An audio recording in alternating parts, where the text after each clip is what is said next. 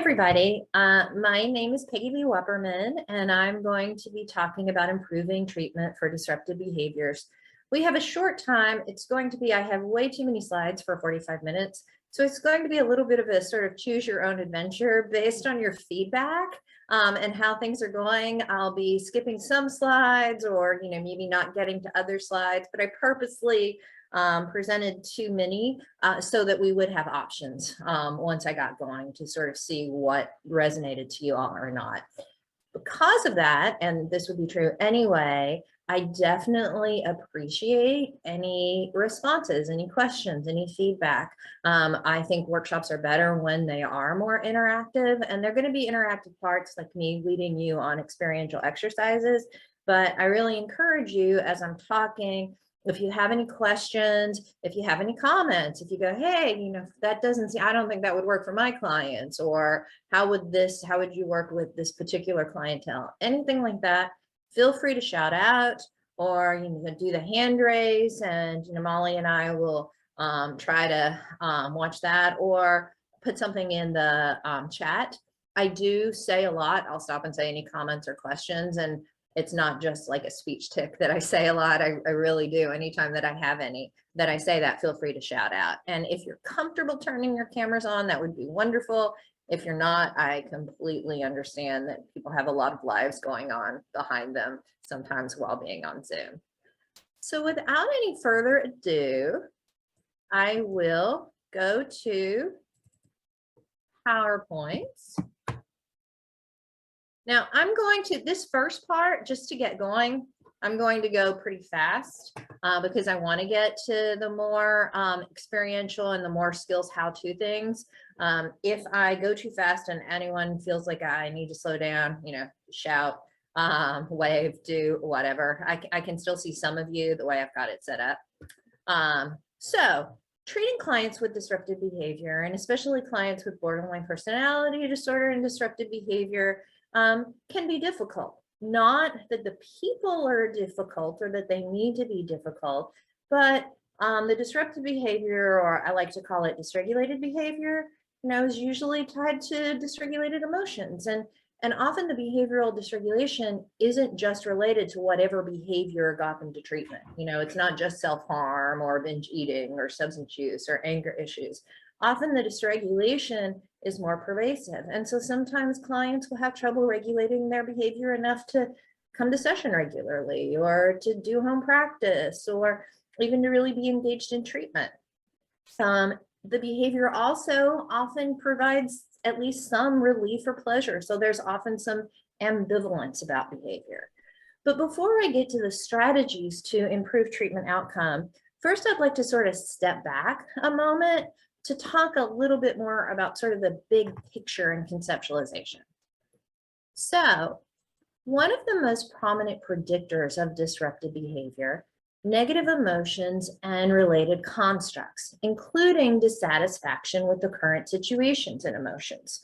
Now, that's a little oversimplistic, but let me explain what I mean. So it could be that someone feels anxious, but they know that when they binge eat, they stop feeling anxious for a while, because while they're binging, they're not really feeling any emotions. Everything is sort of turned off. So they engage in the behavior that disrupts their life. They engage in this behavior in order to sort of turn off or at least turn down negative emotions. But it also could be that someone gets a job promotion that they've been trying to get for 2 years, and they finally get that promotion and they're glad they got it. But they think, you know what? I always thought that once I got the promotion, I'd be ecstatic. And instead, I'm just sort of happy. Like, I feel like I should be happier than I am. But they know that when they do cocaine, they feel way happier. And so they do cocaine, not that they're feeling negative emotions, but they're dissatisfied with the level of positive emotions. Or, maybe someone's out with friends and they're not feeling negative emotions. They're feeling fine, but they know that when they drink, they're a lot more confident and a lot more social. And so they drink, again, not that they're necessarily feeling negative emotions, but they're dissatisfied with the way they're interacting in the situation or the emotions that they're feeling. Now, these relationships between negative emotions or dissatisfaction, and then often urges that are related to either of them. This relationship between these constructs and dysregulated or disruptive behavior has been found in so many studies across so many different theoretical orientations that a lot of people conceptualize this behavior, at least partially, as attempts to avoid or immediately change negative emotion or dissatisfaction or related urges. But there's a problem with that conceptualization. Something's missing, because we all experience negative emotions and or dissatisfaction, in my opinion, on an all too regular basis, if I had my preference. And yet not everyone is engaging in dysregulated behavior to the extent that it's regularly getting in their life, in the way of their life. I do think most people, I think everyone engages in dysregulated behavior at times, but most not to the level that it's dramatically getting in the way of their life. So what is missing? Well, maybe it's not just the negative emotions and dissatisfaction, but it's the negative emotions, dissatisfactions, and urges combined with the perceived inability to experience and tolerate the negative emotions, dissatisfaction, and urges long enough to do something to cope with them effectively. Does that make sense? Any questions about that, anyone? Okay, so in other words, maybe one of the things that's missing, this difficulty experiencing and tolerating, maybe difficulties, being mindful. Now let's first, before we go any further, let me tell you how I conceptualize mindfulness. Even within psychology, there are various sort of different definitions, and I'm not saying that mine is the end all be all, but I'm just saying the way that I do it, so you'll know what I'm talking about throughout the rest of this workshop. So mindfulness involves Jon Kabat-Zinn's definition, the ability to be aware, attentive, and accepting of the present moment without over-involvement in cognitive or emotional reactions. In other words, the ability to experience and tolerate what's ever happening in the moment, emotions, sensations, thoughts, urges, etc., without feeling like you immediately have to try to turn off the emotions or act on the urges.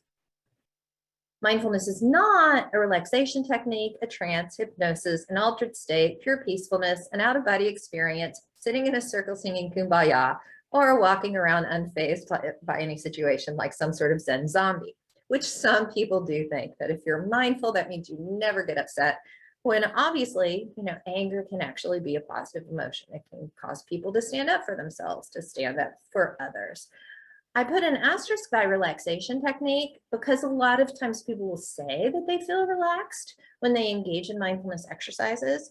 And, again, across psychology, counseling, etc., there's some disagreement about this. But the way I'm talking about it is a person can be relaxed when they engage in mindfulness practice, but they also might be mindful of the fact that they're anxious, mindful of the fact that they have urges and they're really jittery. And so while clients are often relaxed, in the exercises I'm talking about, we don't tell our clients to try to relax, because what tends to happen often with clients who struggle with dysregulated behavior is if they tell themselves I should relax, now is the time to relax, and they can't, what actually tends to happen is they get more anxious. They're anxious about what they were really anxious about, and then they get anxious about the fact that they can't make themselves relax, and what tends to happen is urges increase more. Okay, so why mindfulness for disruptive behavior? And again, I'm going fast to get through this. So research conceptualization, disruptive behavior, there tends to be some sort of biological vulnerability that interacts with the environment, maybe modeling by important others, adverse or invalidating environments. They combine to lead to difficulty tolerating and regulating painful emotions, which will often lead to disruptive behavior. Then the behavior actually, and the consequences of those behaviors actually tends to lead to even more difficulty tolerating and regulating painful emotions, which then often leads to more disruptive behavior, and it gets to be a cycle. Now I'm going to stop screen share for a little bit so I can see you for this next part. So I'm going to talk about a little later strategies to improve treatment. And one of the strategies is helping the client understand themselves, their behaviors and treatment. And so this is the way I'm using some strategies from this therapy called mindfulness and modification therapy. And this is the way MMT will conceptualize behavior to clients. Obviously, we will, MMT actually will customize it to fit a particular client. So this is sort of like a generalized version, but this is sort of the client way to talk about what I just said, the research way. Okay, so some people are born feeling things a little more strongly than others. What might make some people a little irritated might make them a little more irritated. What might make some people a little anxious, they might feel a little more anxious. There's nothing wrong with that. In fact, people who are born with that temperament tend to grow up to be very creative, you know, maybe visual arts, singing, acting, floral design, architect, building, you know, building involves creating things, hairdresser, etc. Obviously, you modify it for the client. And or they actually tend to be, you know, sort of people. So things like they often have careers, things like therapist or teacher or you know, case manager or babysitter, waitress, where you have to interact with the public and make the public feel good. So there's absolutely nothing wrong with being born that way. Sometimes people who feel things a little more strongly than others are raised in environments that we call adverse or invalidating. So it might be, and again, you modify this to what you know about the client, but you know, I'll give you the broader. So it might be things like physical or sexual abuse or neglect, or growing up in a family where the family wasn't at all abusive and had the best of intentions, but maybe no one else in the family felt things more strongly. And so the family would say, why are you overreacting? Like, why can't you get over that? You know, why do you make such a big deal of things? And so the kid thinks there's something wrong with them.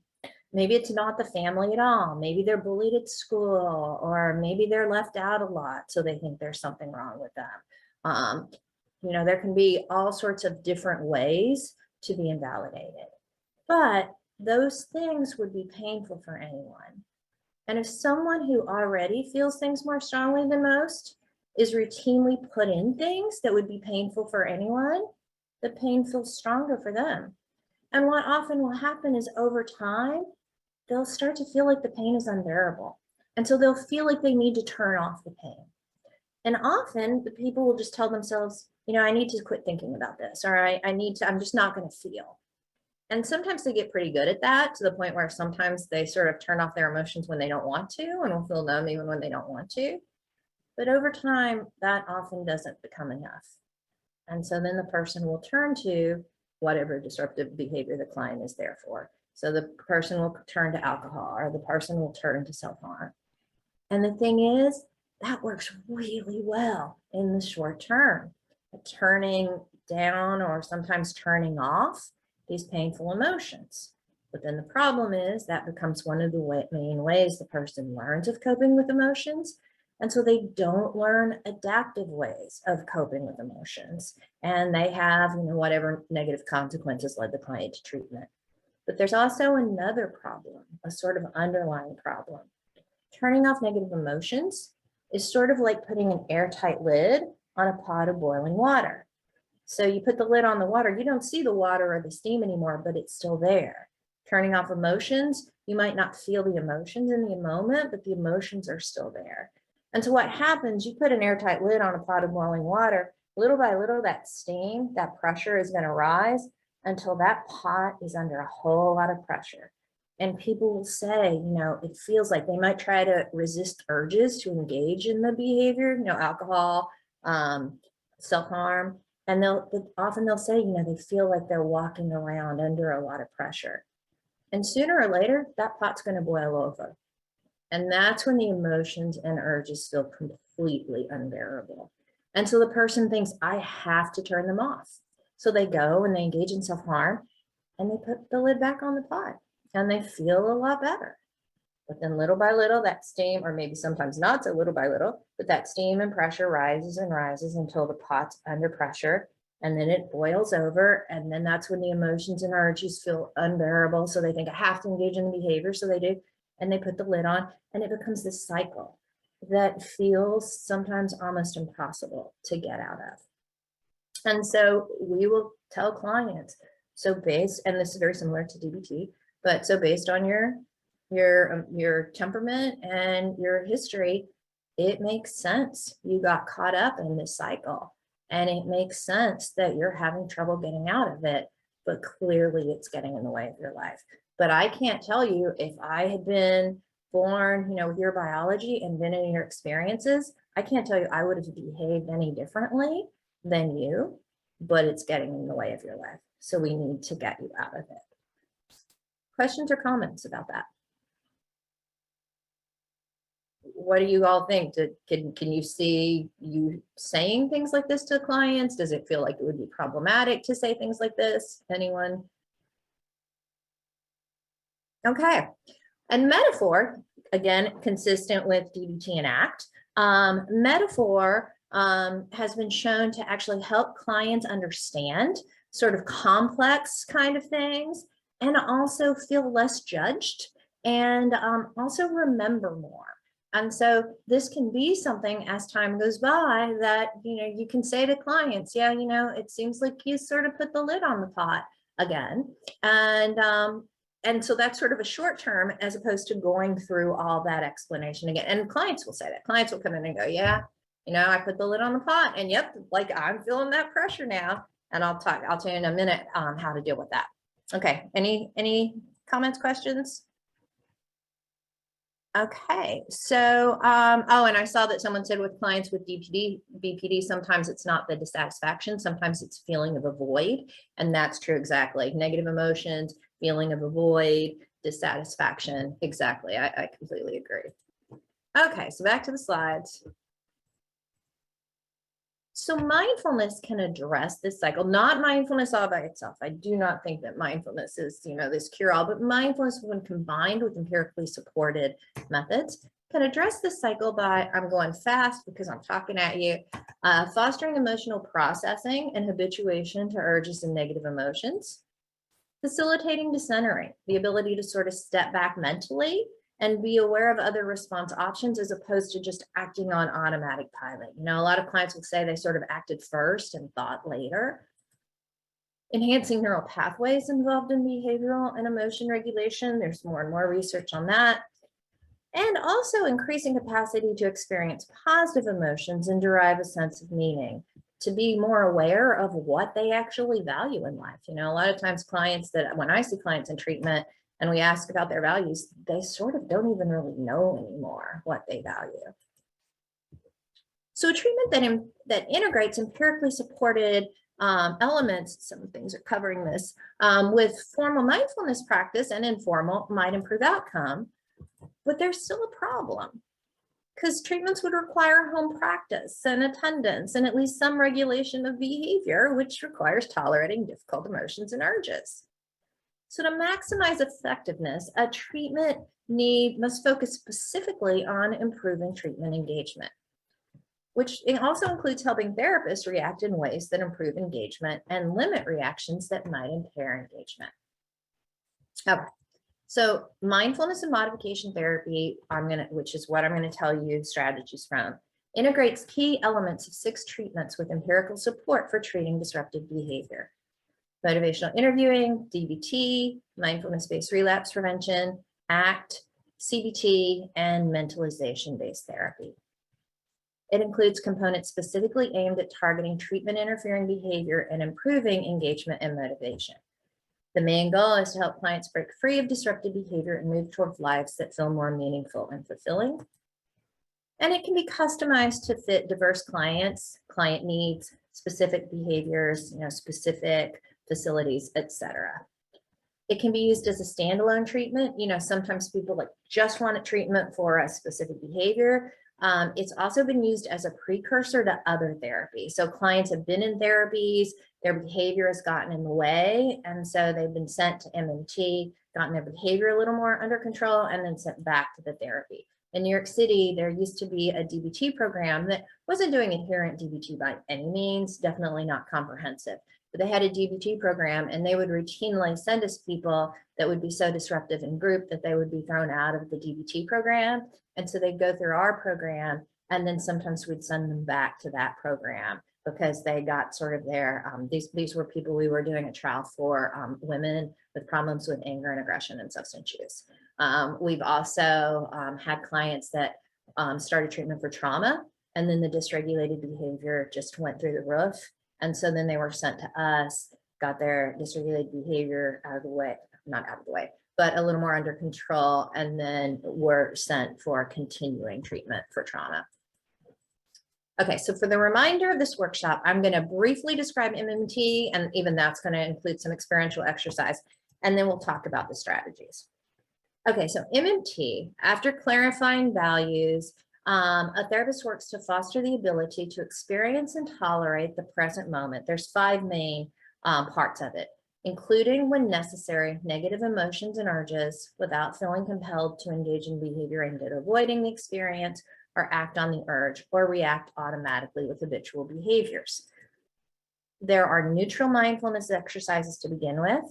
And then over time, we do mindful exposure, where in session, we have client visualize a situation that would normally be cues for the dysregulated behavior and intentionally experience the emotions, thoughts, and urges in session without engaging in habitual avoidant behavior. We have them so their SUDs, their subjective unit of distress, and their urges go up. And then we have them imagine that they do this one mindfulness exercise that we have, and then have them imagining reacting in a way that takes them closer to the life that they want, as opposed to U-turning away from it. So, you know, a little bit of exposure. And then I'll tell you the other, we also have mindful regulation of emotion, mindful communication skills, mindfulness acceptance of situations and other people that can immediately be changed, and then customization of skills to fit each client's needs. But what I want to do now, I'm going to stop sharing. I want to take you on. So I just said that we start with neutral mindfulness exercise, because a lot of times clients just have trouble just sort of tolerating the moment, regardless of what they're feeling or not feeling. And so we start with some pretty neutral exercises. Now, how many of you have heard of the body scan? How many of you have ever done the body scan? So when we started working on MMT, and we tried to get clients to do the body scan in session and then give them an audio of the body scan, we found out that the clients just had a whole lot of trouble doing it. Even when we shortened it, so it was only about 12, 13 minutes, but clients still just said, you know, they just had often trouble tolerating it. You know, just we had trouble getting them to do it. So what we did, we tried a few things, and we finally came up with sort of a eureka. Research shows that if you give the clients, if you have the clients, they start by being aware of their breathing, and if they imagine that their breath is a color, and certain areas of the body turn that color, they get to choose the color. Now, the purpose is not to picture the color and be aware of what the body looks like in the color. The color is an anchor to help bring their attention back. We found that it's not like it's easy to get clients to do the mindfulness exercises, but we can get them to do it, and we can get them to do homework completion by the 8th week of session is usually 3 times per week, and you know they're writing it down. And so what I would like to do now, I'm not going to take you on the full version of the body scan. For one, we don't have time, but even if we did, you know, I know they can be tiring and it's afternoon, and I don't want you to fall asleep before my workshop is over. But I would like to take you on just like part 1 of it, just to see what your reaction to is. So are you okay if I take you through it? Feel free to leave your screens on. I'm going to ask you to either close your eyes or to sort of give a soft focus to a spot in front of you. If you'd rather have your videos off or your cameras off, feel free to do so. Okay. I like to count from 3 to 1, so I'm going to do that. So first, sit up as straight as is comfortable for you with your hands on your lap and feet on the floor. 3, be aware of the various sounds around you. And know that there might be a sound of someone talking or some other loud something. Your mind might go to the sound, and that's completely fine. When you notice your mind going to a sound, just gently bring it back to the exercise. 2, be aware of the feelings of your feet against the floor and your body against whatever it's touching. And know that if you have urges to move, you can choose. You might want to act on the urges and, scratch or move, or you might want to resist. There's no right or wrong way. And 1, be aware of your breathing. The physical sensations in your chest and stomach as you inhale and exhale. And if you haven't already, you can allow your eyes to close, or you can focus on a spot sort of in front of you with a soft gaze. And know that your mind might wander several times in this exercise. And if you notice it wandering, just give yourself credit for noticing and then gently bring it back. Now, I'd like you to allow yourself to be a little playful. I'd like you to imagine that your breath is a color. And on the inhale, that colored breath fills up your chest and stomach.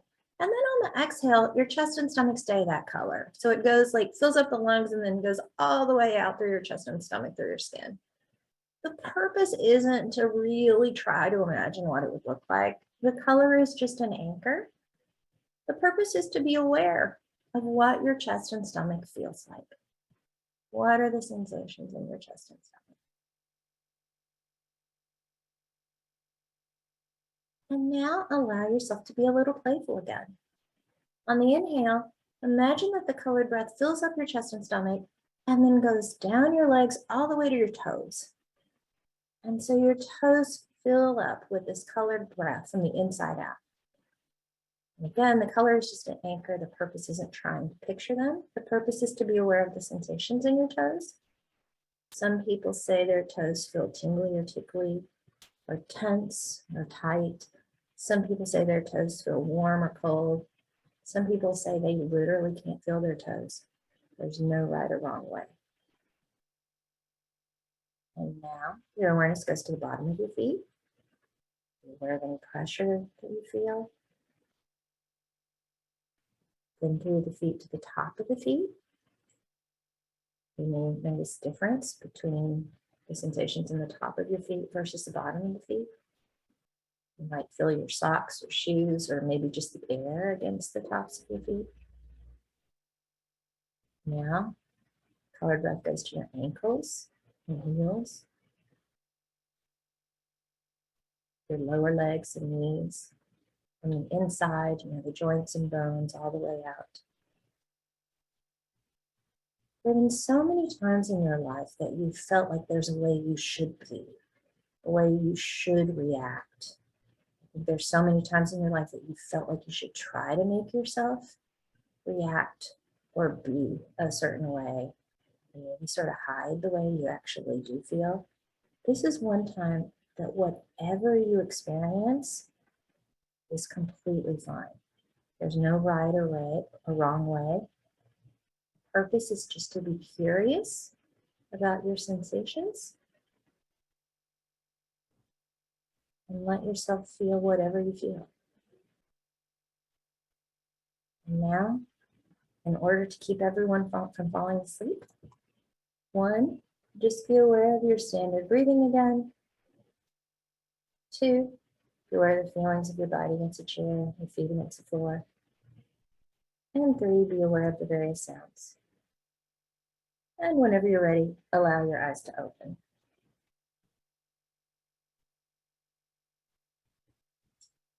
So I'm just going to give a little bit of time for reflection on that, because we did get a bit of a late start and time is flying, but could I get, would some of you, would anyone like to say what that was like? Anyone want to share what it's like for you? I'd be happy just for a sec. Please. I have a meditation practice. I've never tried that kind of a visualization before. And it was really, really useful, actually, in just helping sort of imagining the breath moving into the various parts of the body. And I do a lot of progressive muscle scan with clients, and I think I'm going to use that. So that was great. Cool. That's especially cool considering you already do meditation. Thank you. Anyone else want to share? Yes, Lee. Yeah, I enjoyed that. It reminded me a little bit when I did MBSR body scans Yeah. with John Kabat-Zinn's version, but I do, my meditation is focusing on my breathing. It's the type of meditation where we don't want to have any thoughts. It's Zen meditation we're trying to get before thinking. So it was a little bit difficult to get in that mode, because normally if I find myself thinking about anything, I'm going to go back to my breath and try to focus on my breath and not have any thoughts. So this was a little bit tricky to go into this mode, but it was neat. I like that. When I did DBT group therapy many years ago, the instructor took us through a lot of guided meditations, and it really helped. The one that sticks out the most in my mind, when he took us into a room and had told us to go hug that person in the corner, and that was actually yourself. Oh, wow. I've never heard of that before. That's cool. That was really moving, and you're giving yourself a hug, and you had no idea that was coming, and it was really well done. So that's interesting. It sounds like you've had a variety of different experiences. Yeah. Yeah. Thank you. Thank you. Anyone else? I also really loved the idea of using a color. I found it really helpful to be able to use the sense of sight to feel the breath also. Because many people have told me I can't focus on my breath. I get so much more nervous when I focus on my breath. So I loved the vehicle of having something to focus on looking at. And if anyone would like, my email is on the PowerPoints. If anyone would like, I would be happy to send you a link. So these exercises are also available to download with the book from Guilford, but I'd be happy to just send you a link to the exercise if anyone would be. There's also a script for it as well, if the therapist wants to read it in their own voice to give to the client, which we actually encourage. Where did you say your email was? It's on the end of the PowerPoint slides that are available to all of the participants. Okay, so thank you all. Thank you for your feedback. And so I'm going to go back to the slides because I want to make sure to tell you a few more things and to take you on at least one more exercise. Okay, so MMT, the main evidence for MMT was created. It was created by strategically integrating 6 therapies with empirical support. I'm just going to go through this quickly. We've done some trials for women court-referred for alcohol abuse and aggression, adults self-referred for drug, alcohol problems and anger issues, community and college adults self-referred for binge eating and depressive symptoms, adults with mild psychotic and or manic features self-referred for opioid addiction, and men court-referred for physical aggression. All effect sizes were large. There were decreases in the target behavior in all of these, significant clinically and statistically. Also, effect sizes were large, retention rates greater than 80%, homework completion at least 3 times per week by the 8th week of treatment. And then we've done clinical case studies in a range of other dysregulated behaviors. But I want to take you to another mindfulness exercise. And so this one is called the Best Be, and there are handouts that are uploaded, and you actually do have access to the handout that we give the client. But I'll tell you, so in the first meeting with the client, well, we have the intake, but then in the first treatment session, the therapist really works to find out what is the life that the client wants and how is the dysregulated or disruptive behavior getting in the way. And so the therapist says, we're targeting this behavior because it's getting in the way of you moving to a life that feels more meaningful and fulfilling. And then you can be specific because you find out what that life is. But another phrase the therapist will use is to feeling more like the kind of person you want to be. Because a lot of times clients in treatment for dysregulated behavior don't feel like the kind of people that they want to be. And so that's a phrase that's been used. And so you've already talked to the client about that phrase. The client knows what that phrase means, which is relevant in the exercise we're going to do. So we give the client throughout entire treatment, we give the client audios like the guided body scan, and they change every few weeks. But then we also give them a thing called the Best Be, which we originally asked them to take when they do it on their own, to take 2 or 3 minutes. The first few weeks we ask them to close their eyes, but then afterwards we say they can do it at any time because we actually want the client to get conditioned to doing the Best Be You know, it's similar. There's a thing in mindfulness-based relapse prevention, mindfulness-based cognitive therapy for depression, breathing space kind of things.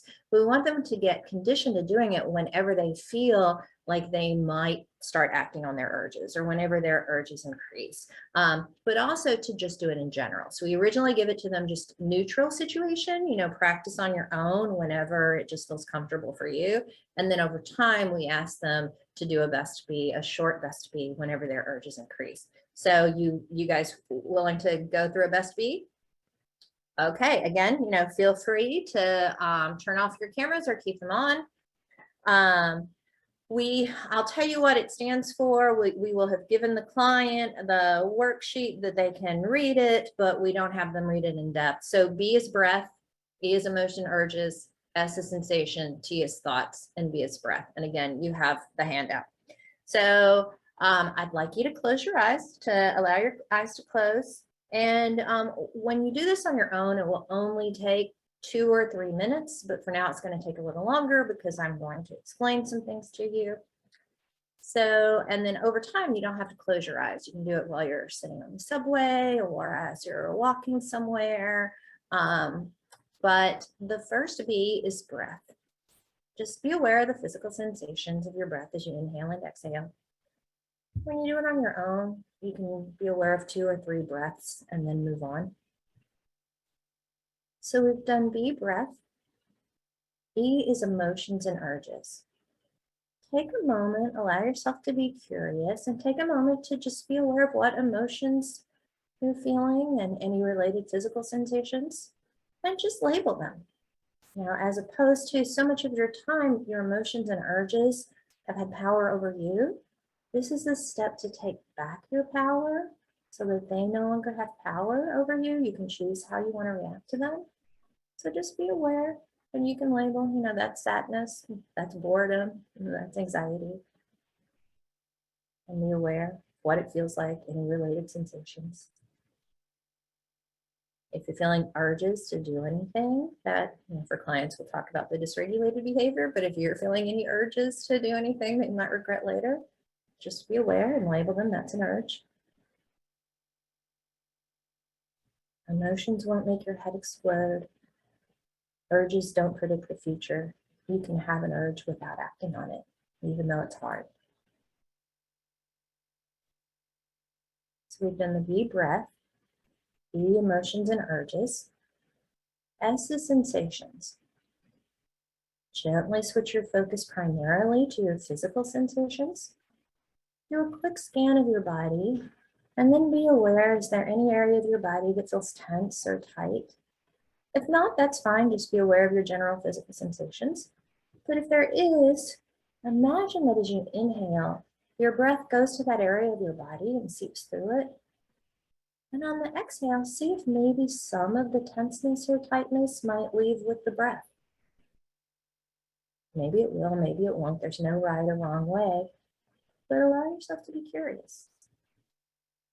Just keep breathing into that area or areas that are tense and seeing if maybe some of the tenseness goes out with the breath.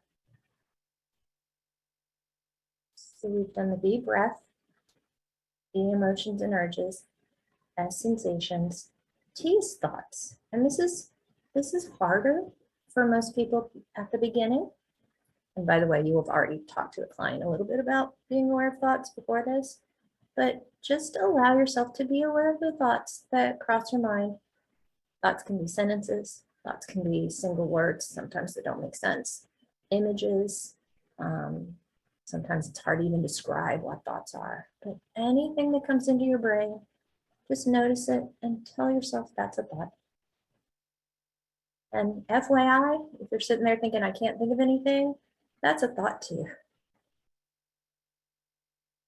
A lot of times thoughts come into our head and we think they're facts, but our brain spews out thoughts based on what we've been taught to believe about ourselves and the world in the past.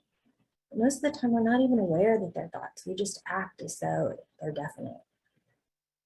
And so this is your chance to just say, that's a thought. Your thoughts might be related to treatment, like, I can't take this anymore, I need to go use. They might right now be unrelated to anything of import, like why is the sky blue? But it's still practice to be aware of your thoughts as thoughts.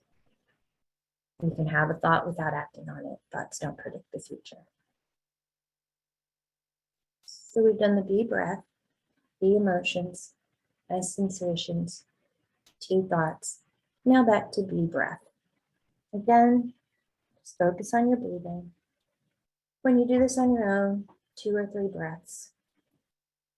And then what I'd like you to do, if you choose, it's completely your choice, but if you choose, I'd like you to again make that commitment to yourself to keep working toward the person you want to be, the life that you want to live.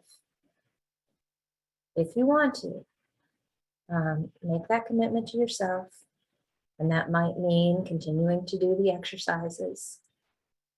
And be aware of what it feels like to make a commitment to yourself to continue really working to get closer to the kind of person that you want to be. And then whenever you're ready, allow your eyes to open.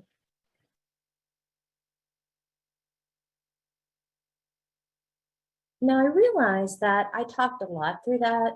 Normally when we take clients through a session, there are longer pauses. So, you might have had trouble thinking of some of these things because I was sort of talking all the way through it, but just it's a time thing. I was looking at the time.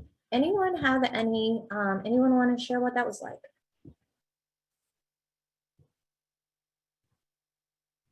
Anyone? Did anyone have trouble with any of it? It was a little fast. I appreciate that there's the handout to sort of, Yeah. that was quick for all of that. But I also noticed that the B, it's a cycle. It's Yes. not, you call it best B, but it's the B is the same B. And so it Exactly. could really see how it would, work as a cycle. Yeah. Did anyone have trouble with any part of it? Or was there anything that surprised you about your experience? Not an answer to your question, but I really appreciated that when you're going through it, you give examples of what it might feel like or noticing what thoughts might be coming up, especially for people who are having a hard time getting mindfulness on board, giving some ideas of what it might be like. I found that really helpful to weave in. Cool, thank you. Clients actually tend to really like the best B. Sometimes it takes a little while to get them going. It might be 2 or 3 times sessions before they start doing it regularly, but we actually assign it once a day.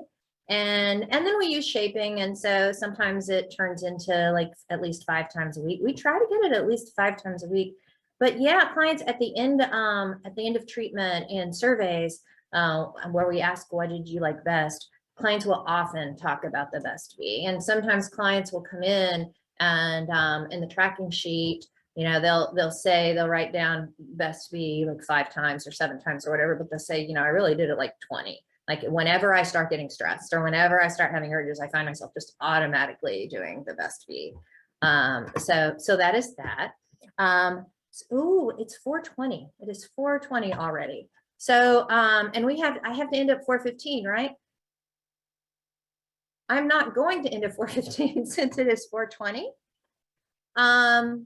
Could I just briefly go through the 5 strategies just so they have them? Or would you be okay with that? And anyone who needs to leave, please leave. Or I think there's a break built in, Peggy, so I think if folks want to go and take the break, they can. Someone correct me if I'm wrong about that. But then if folks want to hear, they can. Yeah, there's a break at 4:50. Okay, Until 4:30, we're good. Okay, great. So if anyone wants to go, I will not be offended in any way. I understand that Zoom can be tiring. So here's the best B. And again, I went through it too fast, but clients do tend to like it, which leads us to strategies. I'm going to, just a reminder, expressing non-judgmental empathy is one of the biggest predictors of treatment success. And, conversely, therapists expressing judgment or criticism tends to actually be one of the biggest predictors of treatment failure, everything from dropout to clients like no longer being as engaged. But sometimes it can be difficult to express empathy and to not feel judgmental when clients are doing things that, hurt themselves or others, or they no-showed a session without calling after you've prepared. And so how to be non-judgmental. So this is all stuff I'm sure you've heard, but just a little reminder before jumping into the strategies, to remember that the disruptive behavior eases the pain and provides a release, at least a short term. In other words, it works, and sometimes it's the only thing that feels like it works. Human beings are wired to try to stop the experience of pain. And if a person only knows one way of reliably stopping pain, that person will likely continue using that method and have a really hard time stopping, even if it also causes harm. The disruptive behavior also tends to increase positive experiences. A lot of people say, you know, they're excited when they actually decide to act on the urge, and then some of the behaviors, they actually get a bit of pleasure from it. Or if they're feeling sort of empty and numb and like there's a void, they actually feel like there actually are feelings there, which can be helpful, which also decreases pain. So the behavior is reinforced until it becomes conditioned, until it becomes just automatic, until physiologically, like regardless of what the behavior is, like the person's whole physiology, like gets primed for that behavior. I'm going to skip this. So the 5 basic strategies, and these are all things that you can incorporate into any treatment you do. Strong focus on the therapy relationship. That is just huge. Use active reflection, validation, and affirmation.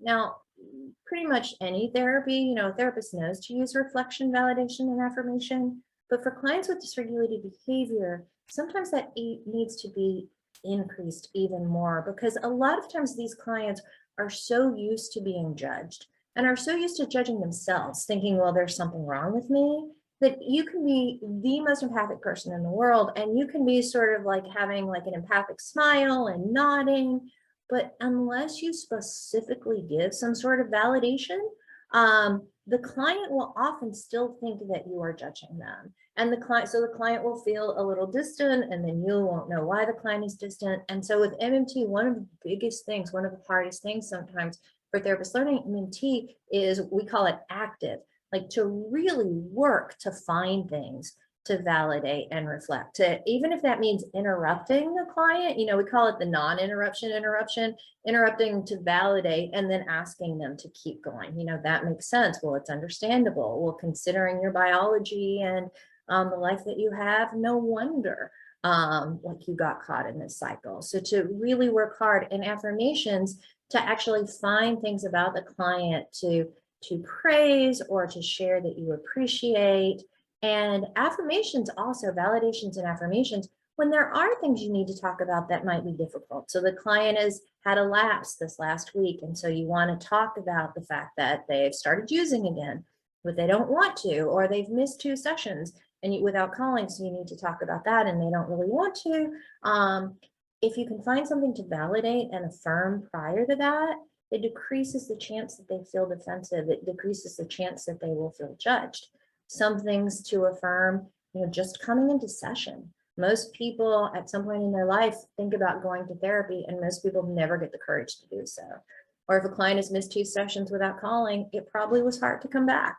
Or if a client tells you that they lapsed this week, you know, you can thank them for their honesty, for trusting you enough to be honest with you. So to really work to find things to validate and affirm, to find that kernel of truth, so you can validate even if the behavior, you know, even if the client just beat up their roommates and then went out and got wasted, you can validate, you know, it sounds like you were feeling really distressed. It sounds like you were really angry. You can validate the emotion, even if you don't want to validate the behavior. Communicates admiration, so look for things to affirm, reflect and validate what the client brings, but sometimes focus on the negative. So clients with BPD and disruptive behavior, there's so much of their life they've been told, get over it, that often they expect to be invalidated if they show negative emotion. And then also they often think that negative emotions are dangerous. And so if you can bring negative emotions into the room, you're modeling that they're not dangerous. You're also helping, and this is another metaphor MMT uses, you're also sort of helping the client build their emotional muscles. So we'll talk about mindfulness practice. You know what, I'm gonna wait for the next strategy to talk about that. But anytime you can bring negative emotions into the room and get the client to talk about them a little longer and validate them, you're actually helping the client build their emotional muscles. So sometimes actually focus a little more on the negative than on the positive, especially at first. The second is to focus on the client's values and how the target disruptive behavior or missing session or skipping home practice interferes with a life consistent with their values. I know I'm going really fast, but I'm aware of the time. It's similar to develop discrepancy in motivational interviewing or a life worth living in DBT. In MMT, you talk about a life that feels more meaningful and fulfilling and where the client feels more like the kind of person that they want to be. MMT uses a thing called the destination metaphor, which if anyone wants, I can send a handout about that. I don't really have time to go into it, but to talk about treatment and about the life that you're working to move the client for. It's important that clients don't have to admit that they have a problem or that they're an addict or whatever. They just need to realize the behavior is getting in the way of leading a life that's fulfilling or fits their values, much like ACT or DBT. And for clients mandated to treatment, some people say they're harder, but in some ways they're a little easier. So the goal that they, their destination, the life that they want might be to have freedom from people telling them what to do. So even if they come in and say, I shouldn't have to stop using drugs, I don't have a problem, you don't have to convince them they have a problem, but you can just tell them, you're mandated to treatment for 6 months. During that time, there's a spotlight on you. If you get caught using, you might be locked up or have a greater fine or whatever. But if you can work to get through this program and to stop using at least for the next 6 months, I'll work to help you get to a life where the criminal justice system isn't like looking over your shoulder. You don't have to worry about one wrong move and you might be locked up. The disruptive behavior is not bad. It just gets in the way of their life. We won't have time for that exercise. The third is to focus on helping the client understand themselves, the behavior, and treatment, often with metaphor. So I already told you about the boiling pot metaphor. And so you talk about the fact that they put the lid on the pot and then the pot overflows, and that's when the urges feel unbearable. And so you can talk about, so treatment, one of the things we'll say, we're going to give you awareness exercise that might feel weird and it might feel, how is this going to help? But what it's doing is, you tend to put the lid on the pot and try not to feel. These awareness exercise, it's like opening a steam hole to let out some of the pressure in the pot. We're not going to ask you to totally take the lid and feel the most difficult emotions, or at least not at first, but we're going to ask you to open a steam hole. And so that's what some of the awareness exercises are doing. So some of that pressure is released. Then eventually we might turn down the burner, turn down the intensity of the emotions. But first we have to get some of that pressure out of there. And then we talk about building emotional muscles. Did someone say? I want to make sure folks realize that next presenter will be starting probably any second on the main screen. Yeah, so I probably need to end. So build emotional muscles. Then the fourth one is lots of structure in home practice, which sounds totally like, of course not with clients with dysregulated behavior, but actually if you give them things to do every day or several times a week, shorter things, it's more likely to be habit.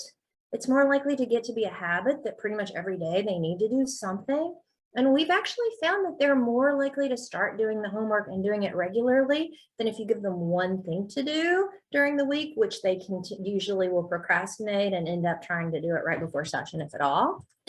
And then the last is focus on shaping. So if you give them something to do 7 times a week, but they haven't done it at all, then work with the client to how much are they willing to commit to doing it the upcoming week. And even if it's only one time, even if it's the 3-minute VESPI and they're committing to do it one time, you get them to commit to that and then increase. And then the last slide is if anyone is interested, Guilford makes me do this, but anyone who came to this conference, if you go to Guilford and you put in this code, if you are interested in the book, Treating Impulsive, Addictive, and Self-Destructive Behavior, and put in this code, you get 20% off and free shipping. Which, but right now, the entire site is 20% off and free shipping. It's a spring special, but I don't think that's going to last. And this code is going to be is going to work for the indefinite future. That's it. I'm sorry that it went long. Thank you so much. You all were great. Thank you so much. This was fabulous. Thank you. Thank you. You guys are great. If anyone ever wants an MMT workshop or presentation at your place, let me know. We're trying to get it more disseminated. And so I'd really be happy to do that, or someone else would be. So seriously, you have my email if anyone would like, or to be notified for workshops in the future or anything like that, let me know. Thank you all very much. And I'm sorry that took a lot longer than I even expected. Thank you.